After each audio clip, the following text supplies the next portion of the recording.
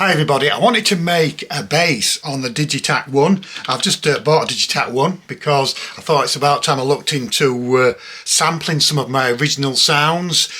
And I remember the time when I was making a bass on Serum, because I used to do a lot of DAWs, now I'm DAWless, and I can remember thinking how Serum used to make basses. They used to use waves and used to use, saw waves and everything else. So I thought, well, can I actually have a go on here? Can I do it on here? And I thought, of course, I've seen quite a few videos about it, and I just thought I'd tweak a couple of things that I do on here.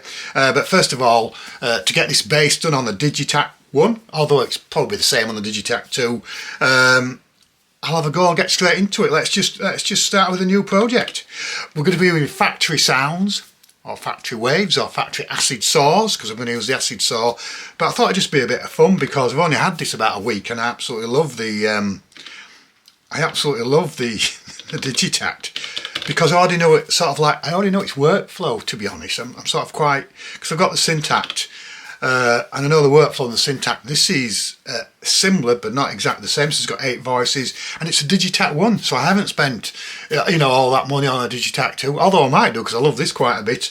Well, let's just get on with it. So what I'm going to do first of all is just press record and go into sample number 1, and let's just go and find the acid saw, because I'm not going to use a sample. What I'll do as well is in the actual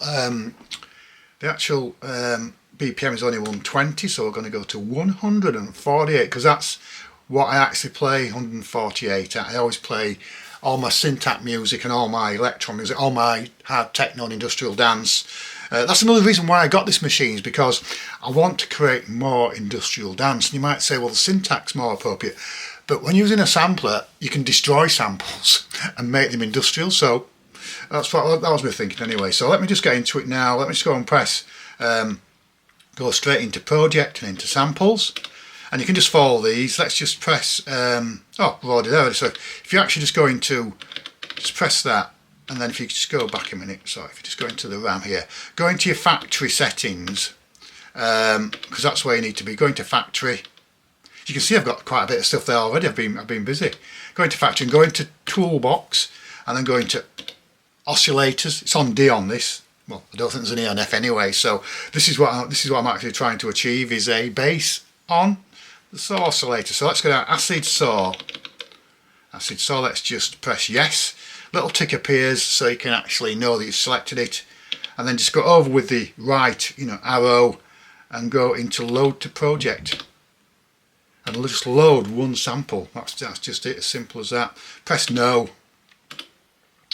and then go back, and then just press source, and let's just go. So I've actually got on record, I'm actually on trig 1, there's 8 altogether, and let's just go into that. You can see it straight down the bottom, so it's actually factory oscillator sample number 9. Let's just do that, yes. And you can just hear that awful sound there, but we're going to change them. That's actually the saw wave there, you can see that there. That's what it looks like, not very exciting, no loads of waveforms, so that's the saw itself.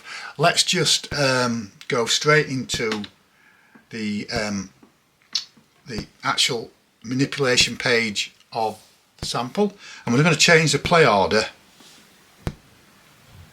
into forward L. Now immediately you can hear that we've got a nice buzz, a nice sound. Let's just put some trigs down. So on our way, but we've got a bit to go yet, so you've actually got more of a sound there. Let's just go straight into the filter. And what I'm doing there is I'm just taking some of the high end off. I'm in the low pass filter, and we're beginning to get a bit of a sound.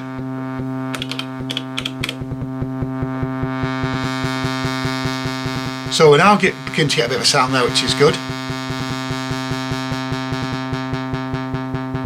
I'm going to take more of the high end off. I'm adding some resonance. I must have been watching a film more, but I must get a bit arty.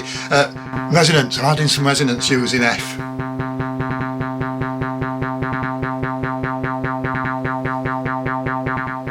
And we're beginning to get there. So let's just go into the envelope and change it on the depth.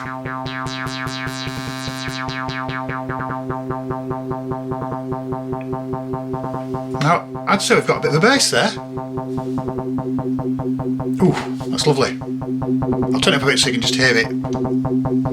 Now, I'm so excited that I've made that sound, I'm just going to put a kick on it. I'm sorry, but I have put a kick on that because it just sounds so good. Well, good in my opinion anyway. So, going to track, sample, trig number 2, sample number 2.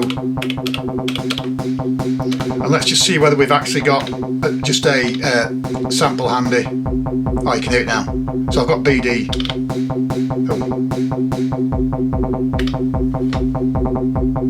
So you've now got a kick and you've got a bass. I just think it's so easy. I don't know how long I've been doing this video for, maybe a few minutes now, but just got in there great. So let's just go back into the sample itself. And let's just go into filter and manipulate a bit.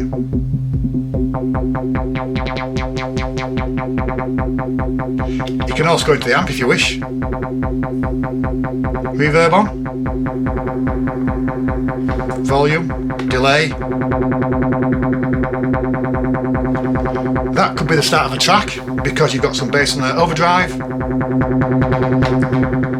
I'm not really bothered about overdrive, but you've actually...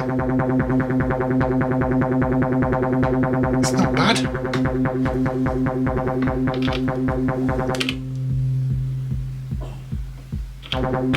I've just muted the kick there, sorry.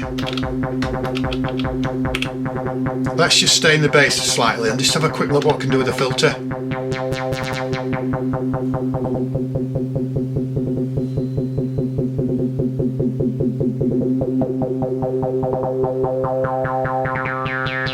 Nice bass. Now what I would do here at this point, which I've not really seen anybody recommend, but I would actually go straight into the source. There's a couple of things you can do. You can change the length. But the reason why I've gone into the trig on here is just to show you that if you change the tune, that really gives the bass some character.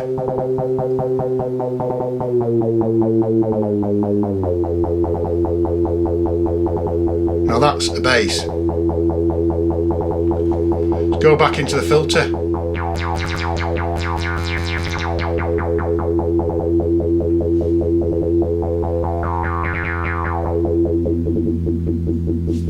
And take the kick back in. Just turn the volume up. Bit of overdrive on the kick. So, we've got the start of a track. We haven't used any samples other than the acid wave and the kick. Let's just go into sample number 4, please. And let's just see if we've got a hi-hat there.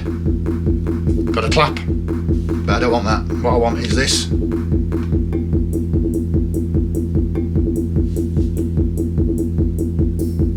That's better.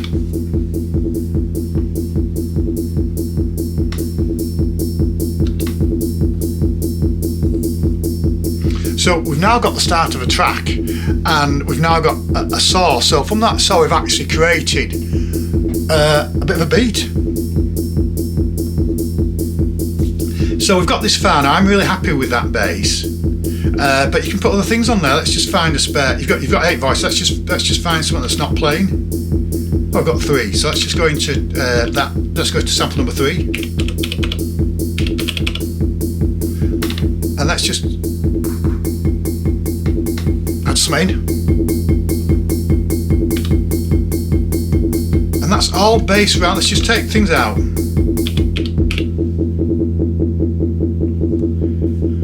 Now what we can also do here is just have a play with the bass itself.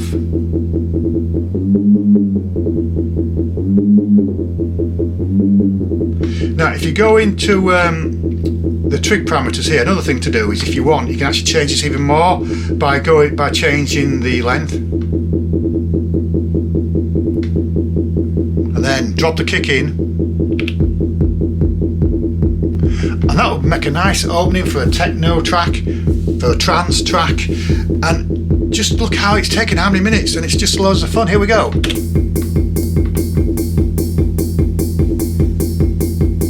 And that that was just completely live, no rehearsal, although I did have to look at Serum on FL Studio just to remember how to chain a saw wave. I think there's some other saw waves on here as well that are just as useful, that are just as good.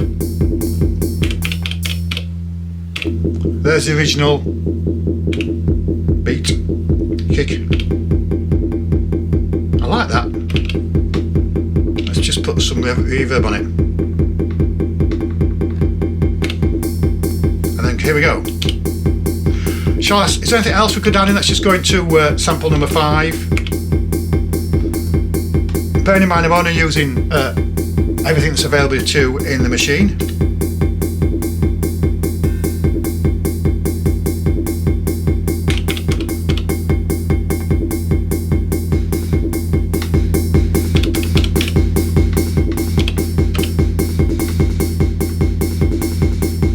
So hopefully you've enjoyed that, because I've just added 5 samples in that came with the machine. I know it's Digitakt 1, but it's got loads of life left in it. It's absolutely great. I bought this off eBay. I paid £379 for it, and it works great, it plays great, it's lovely and clean, and I'm going to be using it to make some tracks soon, and we'll see you soon. Let's just dance out.